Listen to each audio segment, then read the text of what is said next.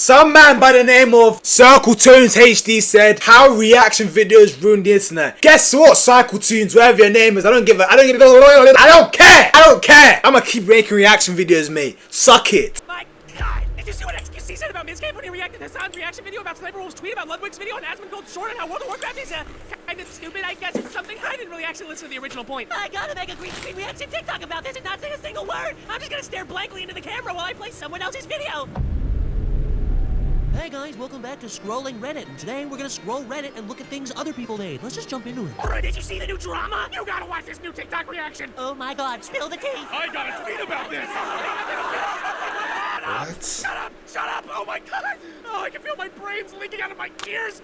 Oh, quick, someone turn on Townsend's! Today we're gonna make George Washington some fried chicken. Oh my God, I can feel it healing me. Yo, fried chicken. What is up, my little goblins and ghouls? It's me, a somewhat circular internet guy making internet videos talking about other internet people making internet videos. And I, for one, feel sick. I'm aware this isn't an overwhelmingly uplifting topic for a video, but I gotta get this shit off my chest, man. I genuinely have real fears about how current internet video content is created, distributed, consumed, and replicated, and the general direction that the average aspiring creator is headed. I feel the actual act of creation is slowly being damaged over time. And before you say anything, no, I'm not putting... Not on my YouTube channel, yeah. Not on my channel. Make sure you subscribe to No Like Gem on YouTube, bro. See, they're one of the best. See, one of the best.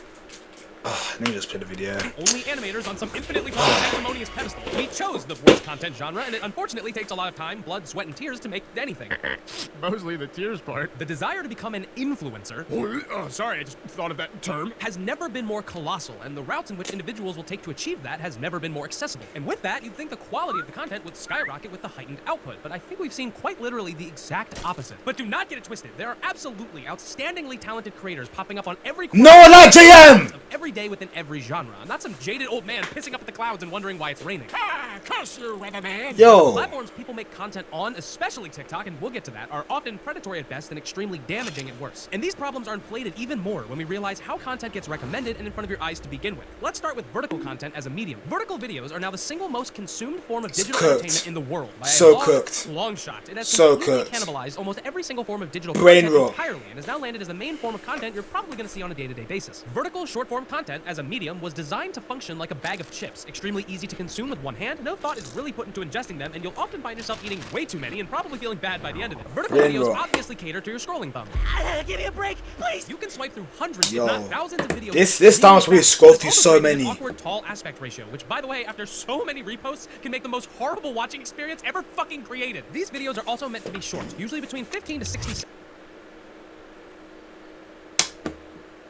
Even though some of the vertical content apps are trying to move away from this mode. What the hell happened to my video, bro?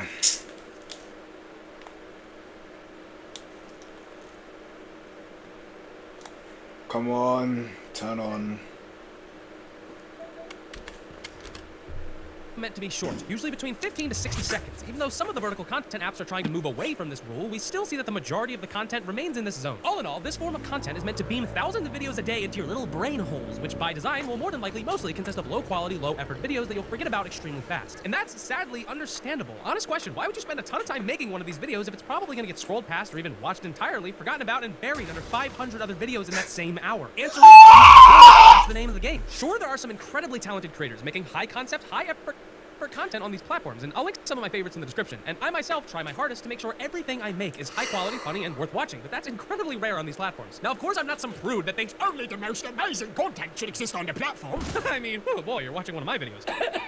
I know, buddy, I know, let it out. But what this effect does is shoehorns users into making as much content as humanly possible, but there's only a few ways you can reliably do that, the most popular one being theft. Funny sound bit or joke someone else made? Use it. Someone else's funny video? Put yourself in front of it. A popular bit or trend? Steal it one for one. Freeboot entire videos and react to freebooted videos. Yo, the game is so gone now. Text-to-speech voice and some fucking GTA 5 gameplay with Subway Surfers and rot your viewers' brain until they become a paralysis. Yo, this has actually made me deep.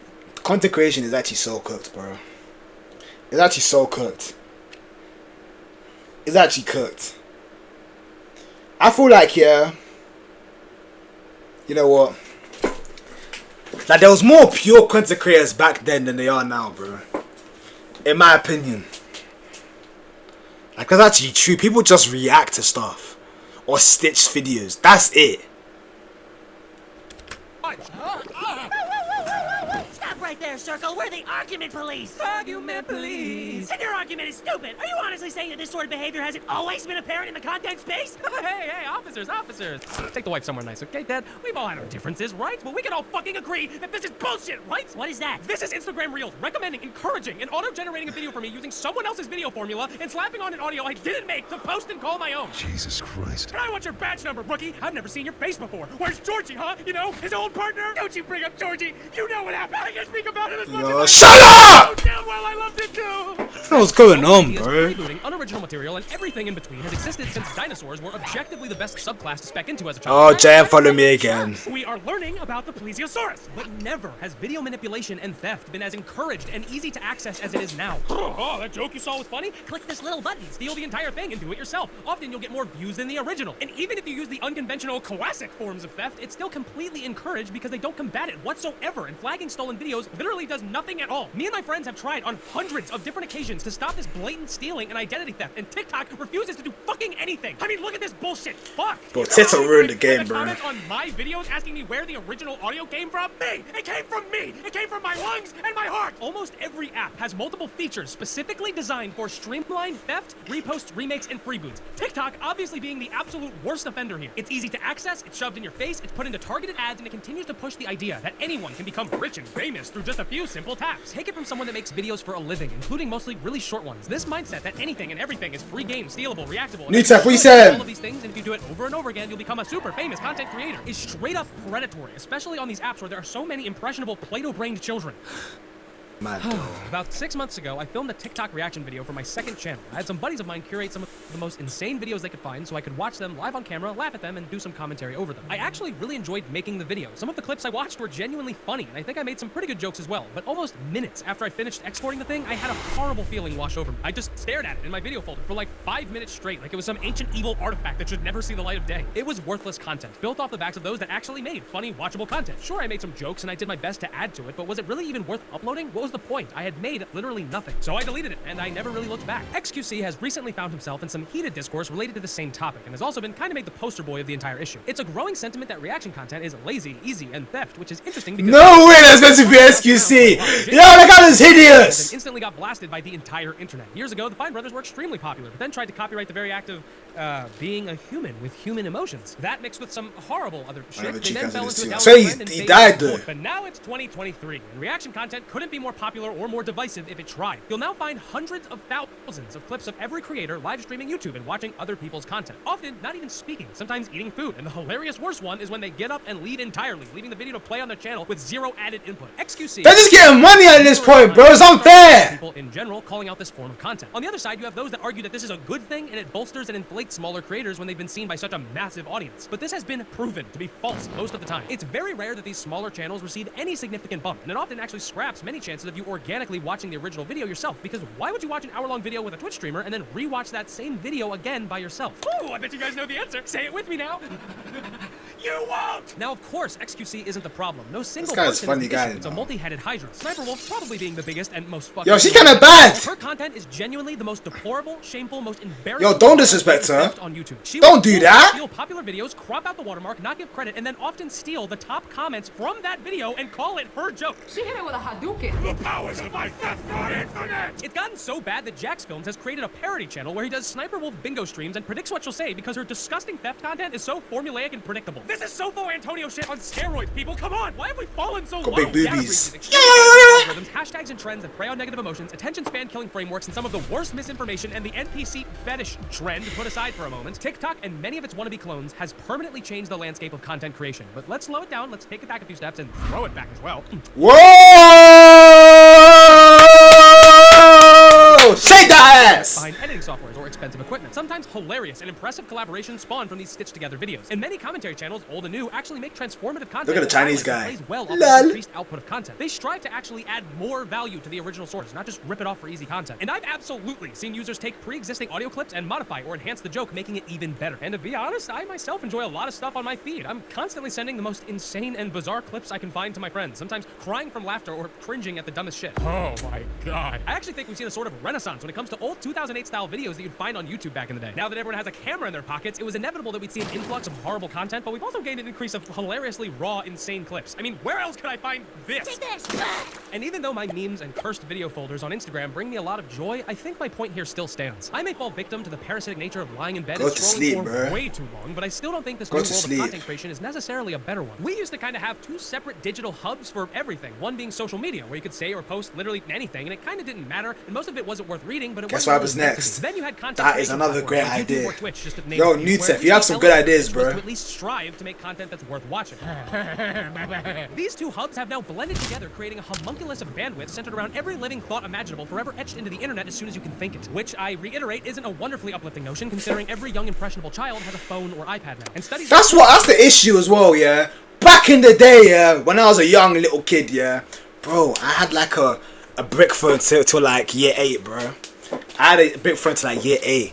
Now you're seeing guys in like year 5 with like an iPhone 17, bro. You know how bad that is? It's unfair! Yeah, I know, I reckon I'll have so many more followers if I had a computer on OBS. Bro, might as well just do it then. Back in the day, World War II still didn't happen. Yo, Con. We're literally the same age, mate.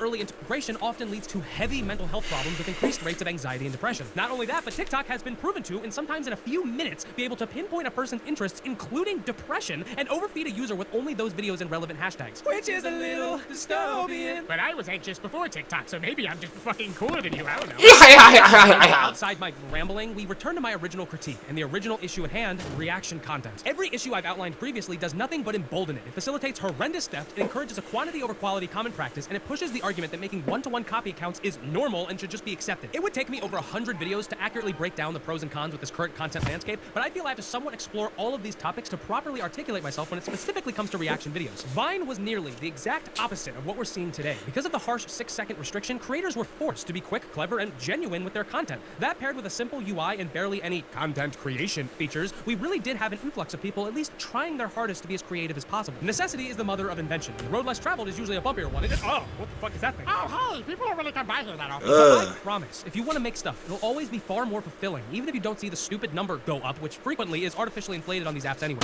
Now I'd like you guys just to try a little exercise for me. Scroll your feed for 10 minutes and really take note of how many things you see that are 100% originally created and get back to me with the results. Next, if you make content on any platform, challenge yourself. That's right! Original. It can be super simple. Just make it yourself. Don't steal an audio clip or a joke or an easy trend or someone else's video and add fucking Family Guy clips to it. Make something with your own damn hands and be proud of it. In short, I hate reaction videos. I hate the current lazy reaction culture so much it drives me freaking crazy. But maybe the entirety of my anger stems just from that fucking annoying TikTok voice. This is Silmi when I steal Simpleton's videos. Yo, if you want to see an authentic person, an authentic content creator, do I need to say anything more? Yo, no one like JM, Twitch, YouTube. You see, I'm liking the way that you force it up on me. Baby, come with me, come and show me. You can phone me when you're lonely. I'm just trying to be a one and only.